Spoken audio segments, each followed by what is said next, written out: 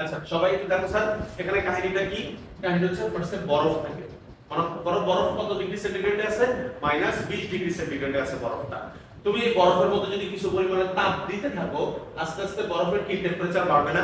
তখন -20 থেকে কত হবে? -19, 18, 17 এরকম করে বাড়তে বাড়তে কততে যাবে? কথার কথা বাড়তে বাড়তে বরফ আমি 0 ডিগ্রি সেন্টিগ্রেডে দিয়ে আসছি। তারপরে আমি এখন বললাম কি -20 ডিগ্রি সেন্টিগ্রেড তাপমাত্রার বরফ 0 ডিগ্রি সেন্টিগ্রেড তাপমাত্রার বরফে পরিণত হলো। আমি কি এতটুকু বুঝতে পারছি? এরপরে স্যার বরফের মধ্যে যদি আবার সামান্য পরিমাণ তাপ দাও, তখন ওই 0 ডিগ্রি সেন্টিগ্রেড তাপমাত্রার বরফ 0 ডিগ্রি সেন্টিগ্রেড তাপমাত্রার পানিতে পরিণত হবে। আমি কি বুঝতে পারছি স্যার? তুমি যদি সামান্য পরিমাণ তাপ দাও, 0 ডিগ্রি সেন্টিগ্রেড তাপমাত্রার বরফ 0 ডিগ্রি সেন্টিগ্রেড তাপমাত্রার পানিতে পরিণত হবে। আবার হয় কি, আমি যদি এই পানির মধ্যে আবার যদি তাপ দিতে থাকি, পানির মধ্যে যদি আবার তাপ দিতে থাকি, তাহলে মনে করো এই 0 ডিগ্রি সেন্টিগ্রেড তাপমাত্রার পানি কথার কথা 50 ডিগ্রি সেন্টিগ্রেড তাপমাত্রার পানিতে পরিণত হলো। তাপ খাইতে খাইতে বা তাপ পাইতে পাইতে আবার তাপ দিতে থাকলে 50 থেকে মনে করো 100 তে আসলো পানিটা। ঠিক আছে?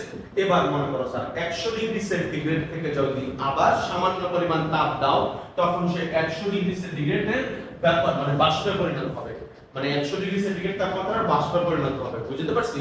হ্যাঁ, আবার ওই বাষ্পের যদি আরো তাপ দিতে থাকো, তাহলে মনে করো এই 100 ডিগ্রি সেন্টিগ্রেড তাপমাত্রার বাষ্প 140 ডিগ্রি সেন্টিগ্রেড তাপমাত্রার বাষ্পে পরিণত হলো। তার মানে বাষ্পের টেম্পারেচার বাড়ছে। ঠিক আছে?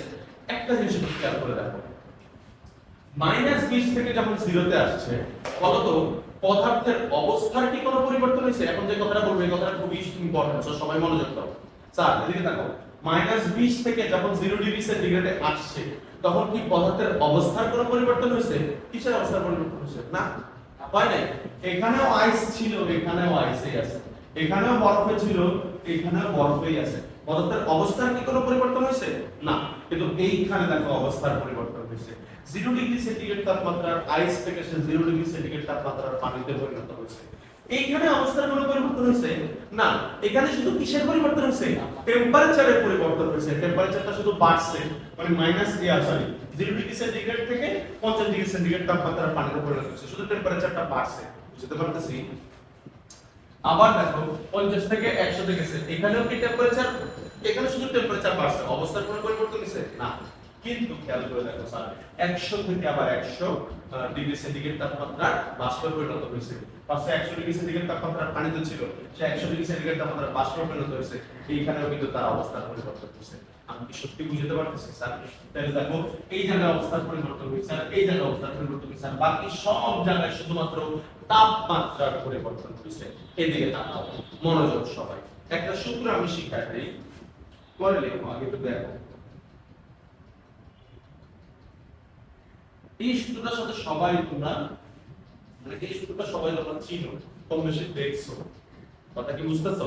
Q = ms del theta। Q মানে কি? Q মানে হচ্ছে গৃহীত বা বর্জিত তাপ। যে পরিমাণ তাপ সে গ্রহণ করছে বা যে পরিমাণ তাপ সে ছেড়ে দিছে, এই ভেরি মনোযোগ। যে পরিমাণ তাপ সে গ্রহণ করছে বা যে পরিমাণ তাপ ছেড়ে দিছে, এটা হচ্ছে তার জন্য Q। Q = কি? ms del theta। m কি? m হচ্ছে কি পরিমাণ পদার্থ ওই তাপগুলোকে গ্রহণ করছে বা ছেড়ে দিছে, তাই না? S কি? S হচ্ছে আপেক্ষিক তাপ। আপেক্ষিক তাপ বলে একটা জিনিস আছে, প্রত্যেকটা পদার্থের জন্য আলাদা আলাদা আপেক্ষিক তাপ থাকে। বুঝতেছো? আর ডেল থিটা মানে কি? তাপের পার্থক্য। ডেল থিটা মানে কি? তাপের পার্থক্য। দেখো তো এই জায়গায় কিন্তু তাপের পার্থক্য আছে, কিন্তু এই জায়গায় কিন্তু তাপের পার্থক্য আছে, এই জায়গায় তার মানে এই সূত্রকে ব্যবহার করা যাবে না। এই সূত্রটা কখন ব্যবহার করা যাবে? প্লিজ মনোযোগ দাও। যখন তাপের পার্থক্য থাকবে। স্যার লিখে দিই, তাপের পার্থক্য থাকবে, তাই না? আর এই খানগুলোতে কোন সূত্র ইউজ করব? এখানে কি কোনো তাপের পার্থক্য পাওয়া গেছে? বরং এখানে অবস্থার পরিবর্তন পাওয়া গেছে, তাই না? অবস্থার পরিবর্তনের জন্য তোমাকে যে সূত্রটা ব্যবহার করতে হবে সেটা হচ্ছে কোন সূত্র জানো? আচ্ছা, এটা হচ্ছে Q = mls mlf, আর এটা হচ্ছে Q = mlv। আমি বুঝাই দিচ্ছি, Q = mlv দুইটাই। এটা হচ্ছে Q = mlf আর হচ্ছে Q = mlv। এই সূত্র কখন ইউজ করতে হবে স্যার? যখন অবস্থার পরিবর্তন হয়। শোনো, mlf হচ্ছে LF হচ্ছে বরফ গলনের আপেক্ষিক শুদ্ধতা। আমরা কি বলি? LF মানে কি? বরফ গলনের, LF টা কি স্যার? বরফ গলনের আপেক্ষিক শুদ্ধতা। বরফ বরফ গলনের গলনের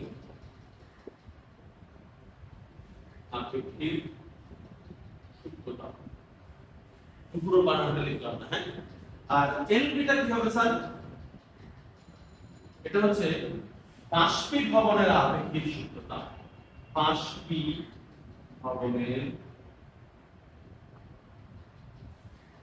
আপেক্ষিক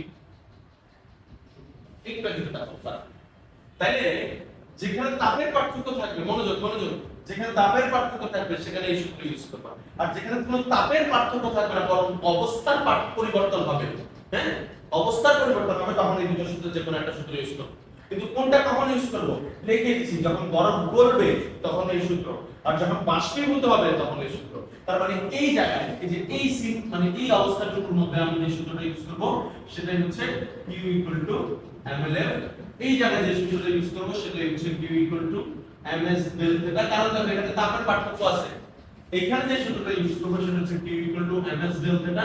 কারণ কি স্যার, এখানে তাপের পার্থক্য আছে, এই জায়গায়ও Q ms del theta, কারণ এই জায়গায় তাপের পার্থক্য আছে।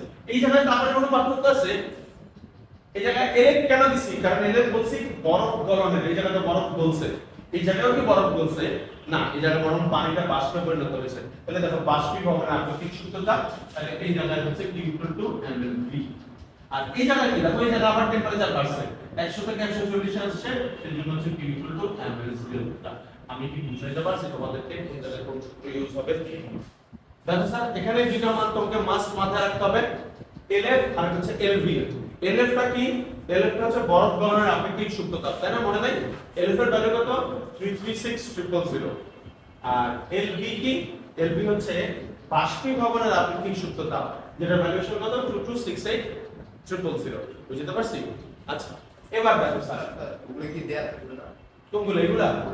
অনেক সময় দেওয়া থাকে, অনেক সময় দেওয়া থাকে। বেশিরভাগ দেয়া থাকে, হ্যাঁ, পানিটা দেয়া থাকে। এক্স্যাক্টলি। এই জিনিসটা তোমাকে আবার একটা মাথায় রাখতেই হবে। এই যে এটা কখন ব্যবহৃত হয়? এটা হচ্ছে এস। এস কি? এস হচ্ছে আপেক্ষিক তাপ, মনে নাই? এস হচ্ছে আপেক্ষিক তাপ, যে Q ms del theta। এই এস টা যদি বরফের জন্য হয় তখন হবে 4200, যদি পানির জন্য সরি এটা বলছি, যদি পানির জন্য হয় তখন হবে 4200, যদি বরফের জন্য হয় তখন হবে 2100। কথা বুঝতে পারছি? এখানে কি বরফ থেকে বরফে না, তার মানে এখানে এই এস এর ভ্যালু কত বসাবো? 2100। কিন্তু এখানে মনে করো পানি থেকে পানি, এই যে 50 ডিগ্রি থেকে 100 ডিগ্রি সেন্টিগ্রেড তাপমাত্রার পানি, বা 0 থেকে 150 ডিগ্রি সেন্টিগ্রেড তাপমাত্রার পানি, এখানে এস এর মান কিন্তু 2100 হবে না, এখানে এস এর মান হবে 4200। আনসার বলে দিছি, যদি পানি হয় 4200, যদি বরফ হয় 2100। বুঝতে পারছি?